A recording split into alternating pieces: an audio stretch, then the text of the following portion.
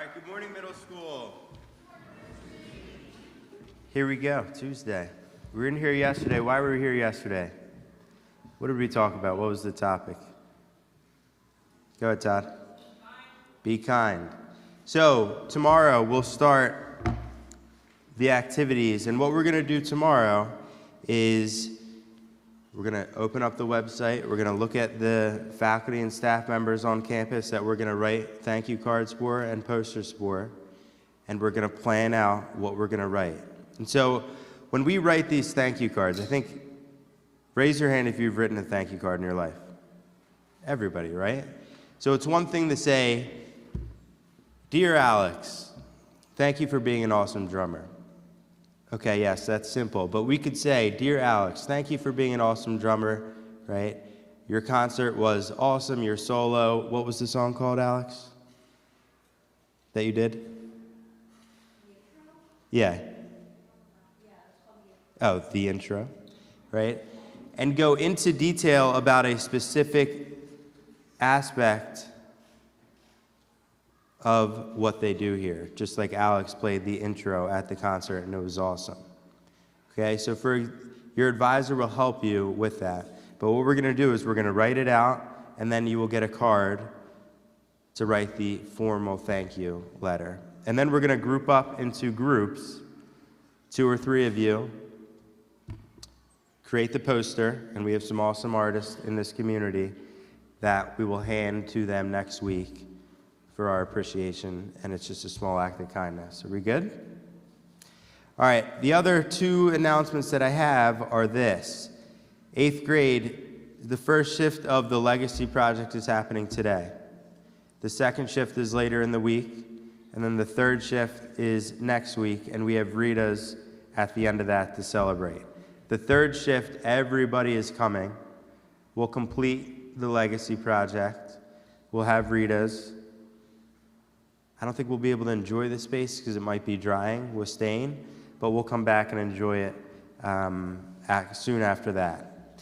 And then lastly, 8th grade, normal arrival time for the Phillies game. We should be back by 5. Again, what do you need if you want extra food at the Phillies? A card. All right, that's the third hint at that. So you will not be able to leave our section of seating and where the students can get food. All right? 2 more chapels left of students. So bittersweet.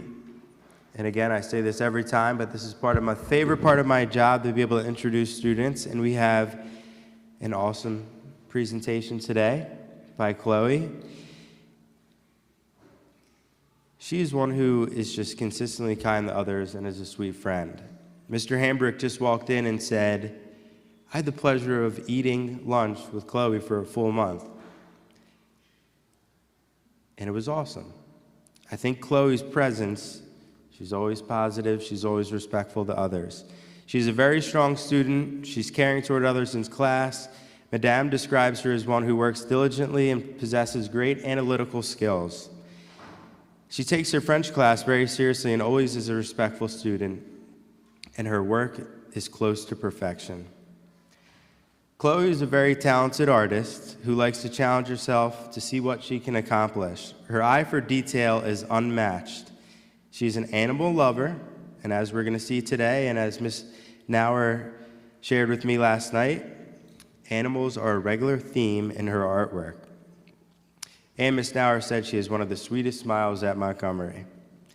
I asked Chloe, okay, when you look back at Monty, what are some of your favorite memories? And she said her 3rd grade chapel, which was Mrs. Ballow's class, the Hanukkah chapel, and what she liked about that was they had a mix of recordings and then live acting on stage, and going back and forth telling the story was a good memory for Chloe.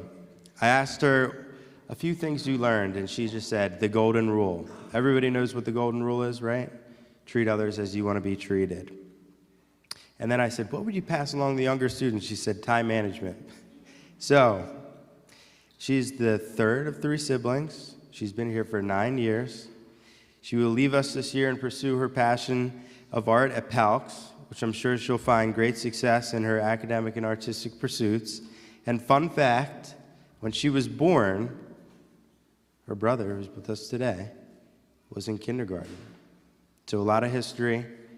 Chloe, thank you for being such a respectful, kind member of our community, and please give Chloe a warm welcome.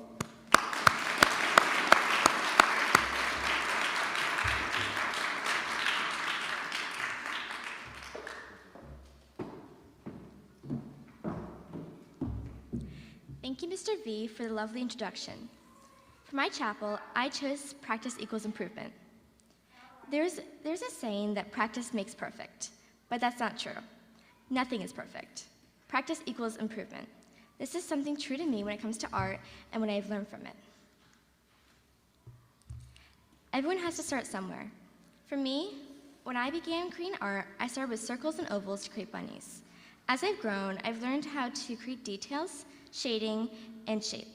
Along the way of learning how to do things in art, it has taught me things in life.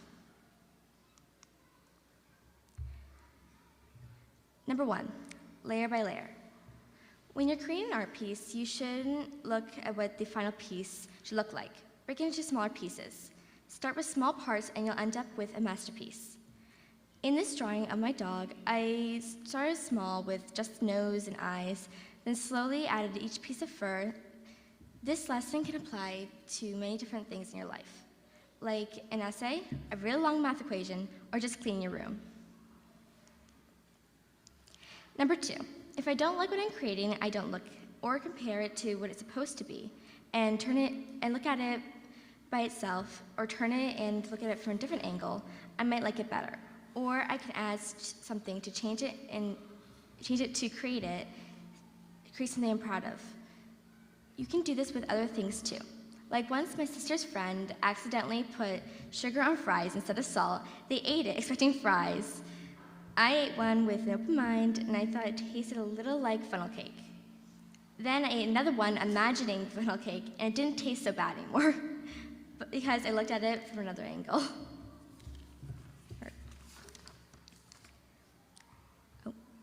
Some people might think you're crazy, but try a fry with sugar and see if you think it tastes like funnel cake. Number 3, I'm sure you've probably heard the saying, nothing is a mistake in art, which isn't the entirety of it. You just need to adapt.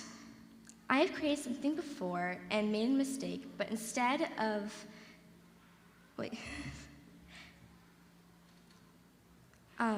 just starting over, I made it a part of what I was making. I call this a happy accident. Lastly, do you know when to stop? Sometimes when I create an art piece, I might feel good about it, and then just want to keep going, but then just go overboard, messing up the entirety of the piece. In life, there are many things you can go overboard with, and you can end up ruining your hard work. So you need to learn when to stop. On this art piece, I added more trees, grass, and paint, and it didn't go so well. I asked a few people what was something they improved at over time and what they have learned from it. The video?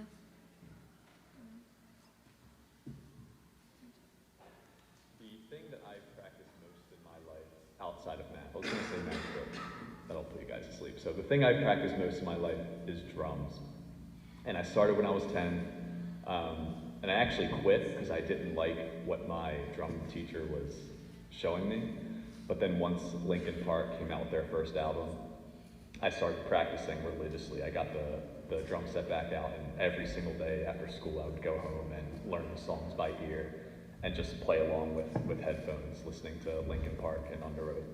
And I literally did that every single day for basically 2 years straight in high school. And I got pretty good, joined some bands, and I played for a really long time.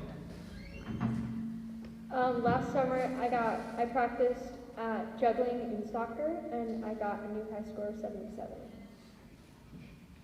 So I practiced pitching, and I was really, really bad in the beginning of the season, but then I got better throughout the season and threw 8 strikeouts one game, and we even won a game. Something I have improved at over time is golf. I started playing golf about 5 years ago, and it was just a way for me to get out of the house and have fun with my husband. But now I've gotten good enough that I play in a league with a lot of ladies on Thursday nights, and I'm able to play in tournaments and things like that because I have gotten good enough that I have an actual handicap. Even though it's not a great one, it counts. Practice equals improvement applies to many things in life, not only art, as you can see from the wonderful examples. My art might not be the best in the world, but I am improving with practice. I am excited to further improve at the school I'm going to next year with their art program. Let me finish my chapel with this quote. If you fail enough times, you'll get it eventually. Don't quote me on that, my brother.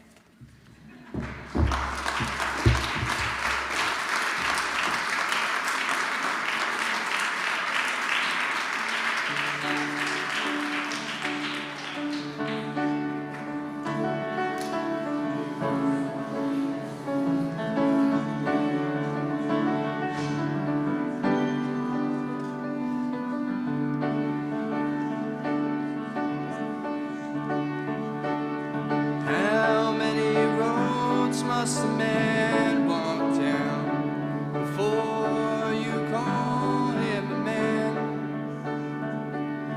How many seas must a white dove sail before she sleeps in the sand?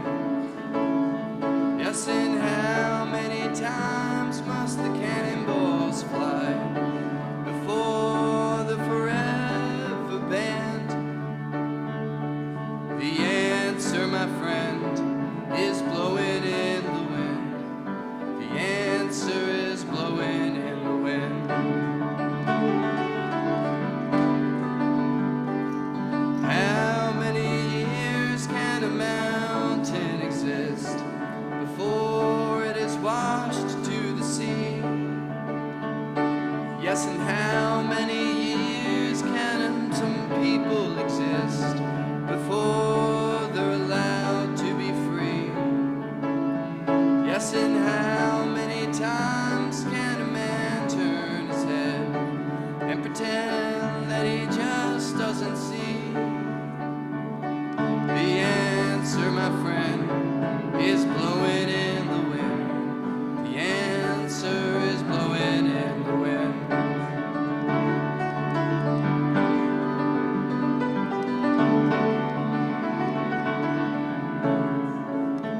Yes, and how many times must a man look up before he can see the sky?